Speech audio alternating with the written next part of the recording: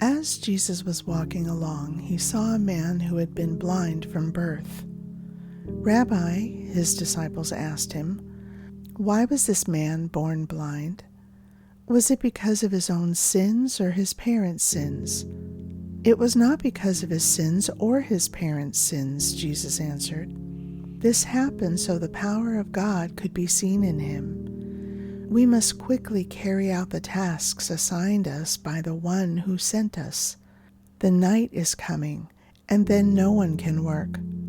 But while I am here in the world, I am the light of the world."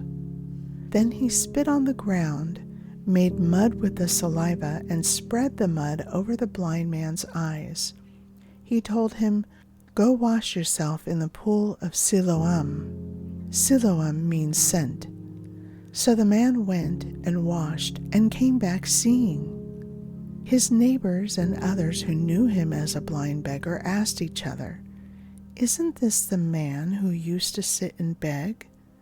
Some said he was, and others said, "No, he just looks like him." But the beggar kept saying, "Yes, I am the same one." They asked, "Who healed you? What happened?" He told them, "The man they called Jesus made mud and spread it over my eyes and told me, 'Go to the pool of Siloam and wash yourself.'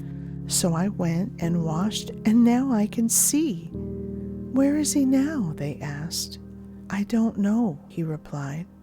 Then they took the man who had been blind to the Pharisees, because it was on the Sabbath that Jesus had made the mud and healed him. The Pharisees asked the man all about it. So he told them, "He put mud over my eyes, and then I washed it away and could see." Some of the Pharisees said, "This man Jesus is not from God, for he is working on the Sabbath."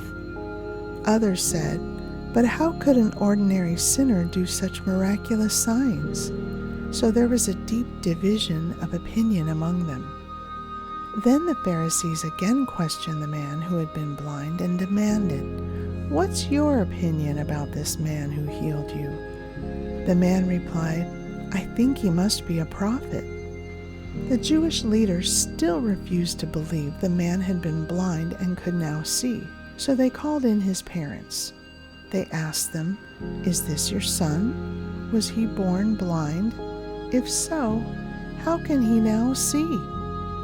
His parents replied, "We know this is our son and that he was born blind, but we don't know how he can see or who healed him. Ask him. He is old enough to speak for himself." His parents said this because they were afraid of the Jewish leaders who had announced that anyone saying Jesus was the Messiah would be expelled from the synagogue. That is why they said, "He is old enough, ask him." So for the second time they called in the man who had been blind and told him, "God should get the glory for this because we know this man Jesus is a sinner." "I don't know whether he is a sinner," the man replied, "but I know this. I was blind and now I can see." "But what did he do?" they asked. "How did he heal you?" "Look," the man exclaimed, "I told you once. Didn't you listen? Why do you want to hear it again? Do you want to become his disciples too?" Then they cursed him and said, "You are his disciple, but we are disciples of Moses. We know God spoke to Moses, but we don't even know where this man comes from." "Why, that's very strange," the man replied. "He healed my eyes, and yet you don't know where he comes from? We know that God doesn't listen to sinners, but he is ready to hear those who worship him and do his will. Ever since the world began, no one has been able to open the eyes of someone born blind. If this man were not from God, he couldn't have done it." "You were born a total sinner," they answered. "Are you trying to teach us?" And they threw him out of the synagogue.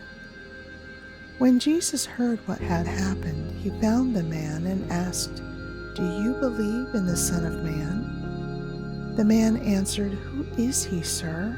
I want to believe in him."